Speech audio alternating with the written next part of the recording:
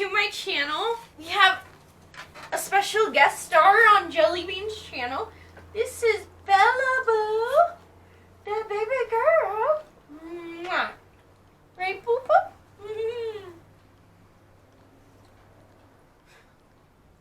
So, this is Bella. She's the baby. Although she's not really a baby. She's like, how old are you? Like 11 now, Mama?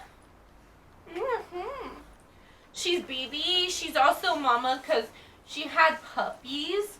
And we have one of the puppies, Jelly Bean, the one that's always running around here. He's 5, but he still thinks that he's a puppy. And she's like the mama dog. She takes care of her babies. And she takes care of me. Right? Yeah, kisses. Mwah.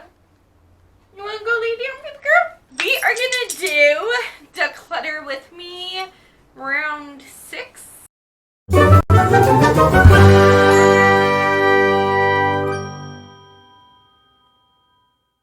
have these because I have not replaced my broken bookshelf yet. I'm gonna do that this weekend, which I cannot wait.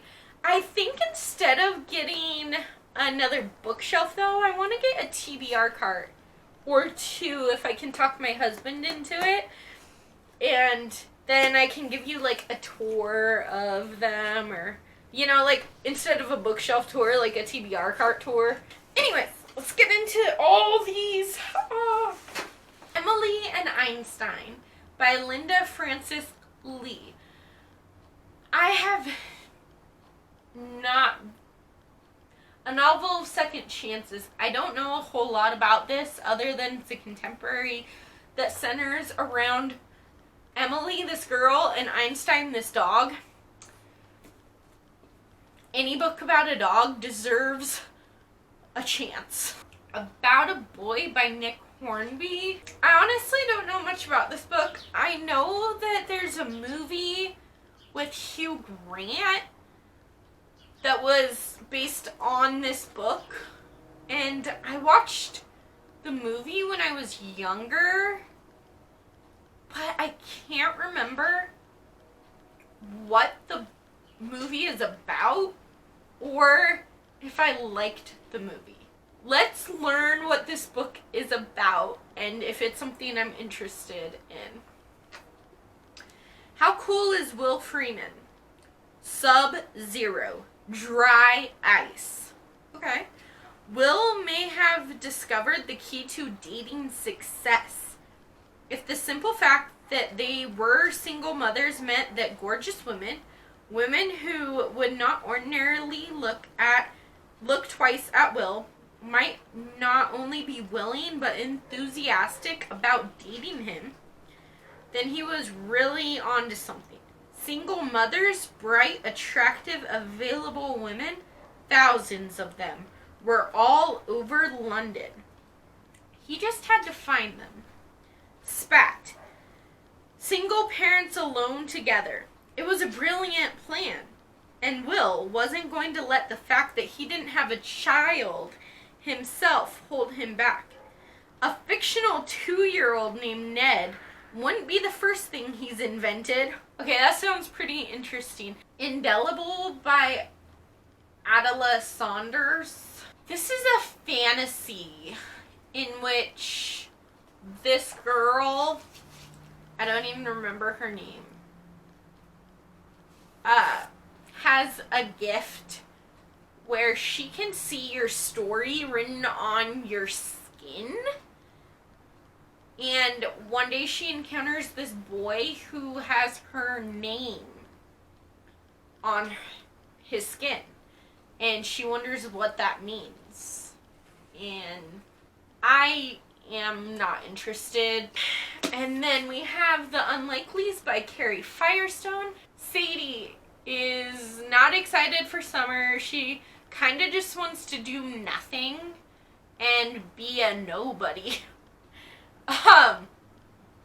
And then one day in her summer vacation or her summer, she saves a baby and someone catches it on video and she goes viral. And then she starts getting all this attention that she didn't want. So it just sounds kind of cute, and I would definitely want to read this. Then I have Dangerous Angels by Francesca Lee Block. I don't know much about this one other than I think it's got like dark angels versus good angels, fantasy, magic. I'm not going to read what this one's about. My really good friend, Michael, told me that this is one of her favorite books. So I'm going to keep it and hopefully eventually read it. Girls with Sharp Sticks by Suzanne Young. This is a boarding school book. The girls of Innovations Academy are beautiful and well behaved. It says so on their report card. Under the watchful gaze of their guardian, they receive a well-rounded education that promises to make them better, obedient girls, free from arrogance or defiance, free from troublesome opinions or individual interests. Ooh. But the girl's carefully controlled existence may not be what it appears. Just sounds like a good boarding school rebellion. Lockdown by Laurie R. King. It's a school shooting novel. A novel of suspense. I'm keeping it for sure. I really enjoy books about school shootings. Madness by Zach Brewer. Brooke is pretending to be fine. After 6 weeks of inpatient therapy, she's gotten so good at pretending that they're sending her home. Now she just has to fake it long enough for her parents and teachers to let their guard down. This time when she's ready to end her life, there won't be anyone around to stop her. Then Brooke meets Derek. Unlike her family, her therapist, or even her best friend, Derek really gets what Brooke is going through, because he's going through it too. As they start spending more time together, Brooke suddenly finds herself having something to look forward to every day. More than that, she might even be happy. But when Derek's feelings for her intensify, Brooke is forced to accept that the same relationship that is bringing out the best in her might be bringing out the worst in Derek, and that Derek, at his worst, could be capable of real darkness. In his most real and gripping work yet, best-selling author Zach Brewer tells the story of a girl who thinks she is beyond saving and who realizes that the only person who can save her is herself. Sounds so good. Mirror Mirror by Cara Delevingne. This is a story of misfits starting a band. It kind of reminded me of the movie Band Slam, which I liked when I was a teenager, but I think I've kind of outgrown that type of thing, and I'm not really interested in this. Inexcusable by Chris Lynch. This is one that I should, by the premise, like. It is about this football star quarterback guy. He's super popular, but he rapes this girl in his class. Oh, he rapes his girlfriend, and he is trying to convince her that it can't be rape because they're in love, but it can be rape if a girl. You can always say no, even if you're in a relationship with this person. If it's moving too fast, or you just don't want that right now, then no means no. I have started this book a few times, and I wasn't really getting into it. I think I'm gonna unhaul this one. Then there is Behaving Badly by Isabel Wolf. Every dog has his day, and it looks like a puppy who doesn't know how to behave, so maybe like the beagle version of Jelly Bean.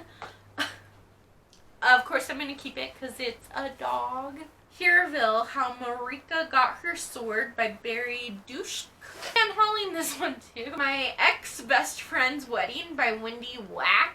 A wedding dress passed down through generations unravels the tangled threads of three women's lives in a novel of friendship, family, and forgiveness. Prized and stored away for safekeeping, the timeless ivory wedding dress, which is scooped neck and elegantly fitted body, sits gently folded in its box, whispering of happily ever afters to Kendra, Brianna, and Lauren.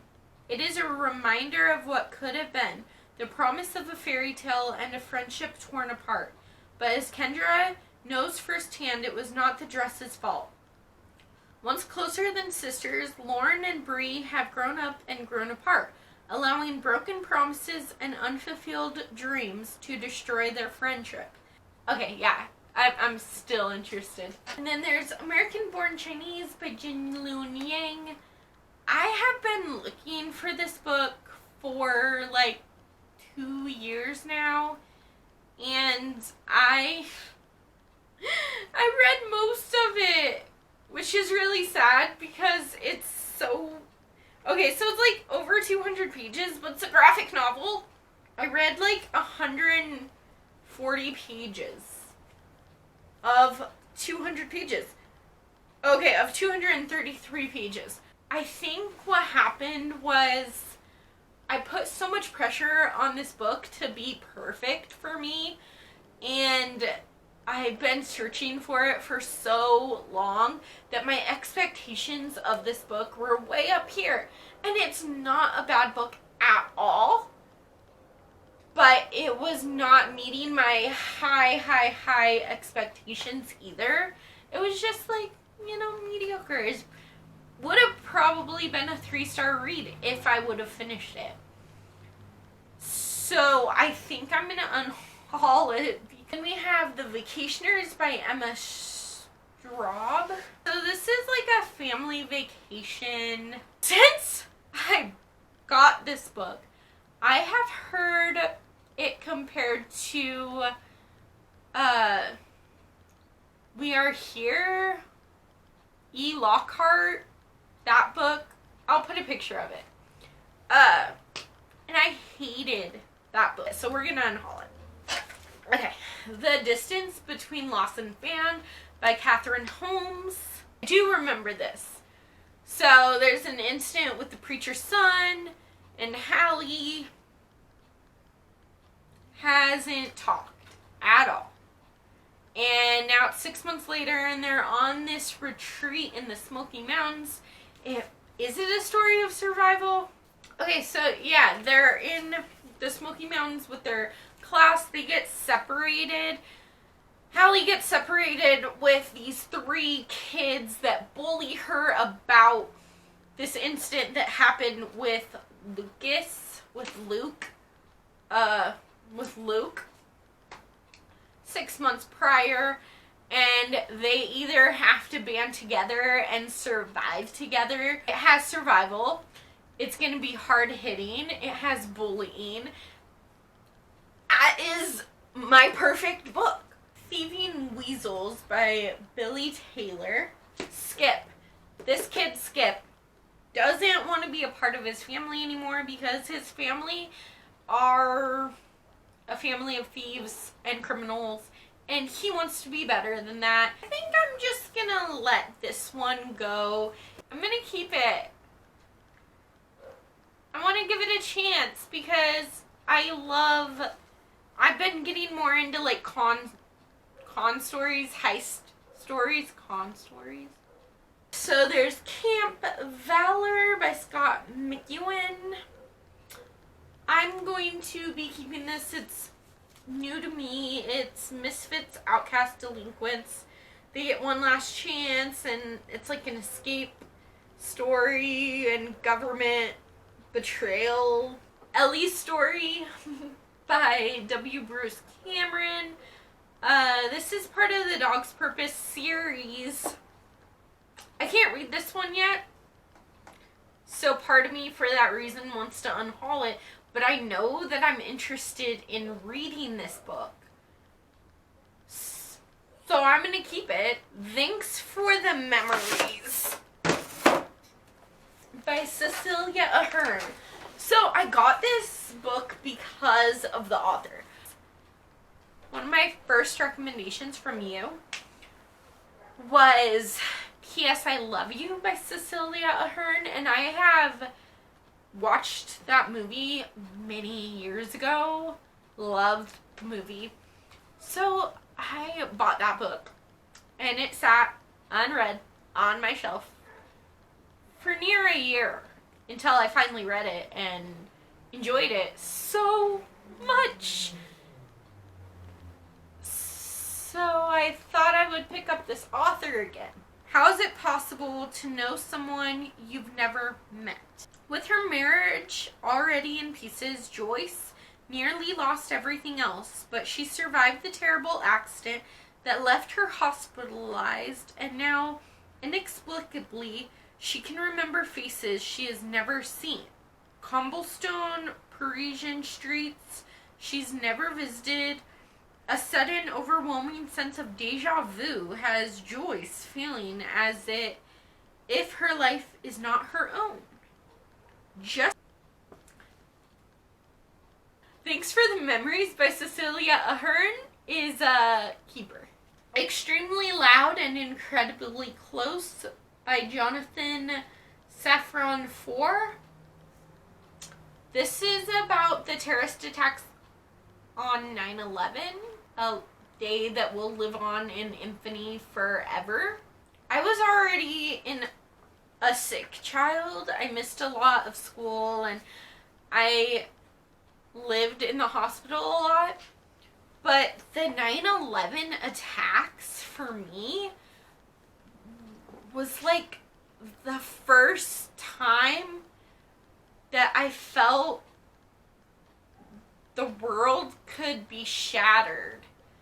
Like, I wasn't always protected, and that there were people out there who wanted to hurt us, but they didn't even know us. I remember going to school that morning, and I remember thinking it was a normal day, and then I got into my classroom, and my teacher was normally pretty bubbly and upbeat and like, hey, let's, do school, and I'm gonna teach you something. And she wasn't that day. She was very sad, and you could tell something was wrong.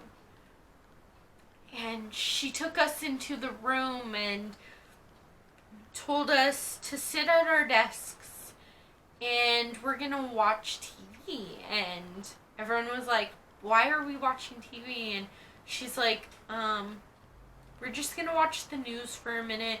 Something very bad happened in New York. And we were kind of like, okay.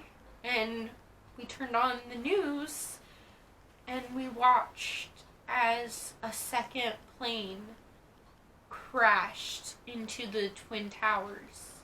So I want to read more books about 9/11. Right, these are our last two for this video. Hopefully we can end on a better note than that, because I'm getting all cryy, and we don't want that. Schooled by Anisha Lakhani. So this is about Anna, who thinks that teaching is her calling. She cannot wait to be a teacher. But when she gets a job as a teacher after finishing school, in New York, Manhattan, she learns that teachers don't get paid enough and that she cannot afford her lifestyle on a teacher salary, but she loves teaching. So she, on her downtime outside of school, outside of work, she becomes a tutor, and she can charge a lot more money as a tutor than she makes as a teacher. Like, I have to keep it. And then The Gravekeepers by Elizabeth Byrne. I don't think I'm gonna keep it. Thank you so much for hanging out with me and decluttering with me. If you want to see more declutter with me, don't forget to subscribe. We do this every week for right now. So don't forget to like this video and subscribe to my channel.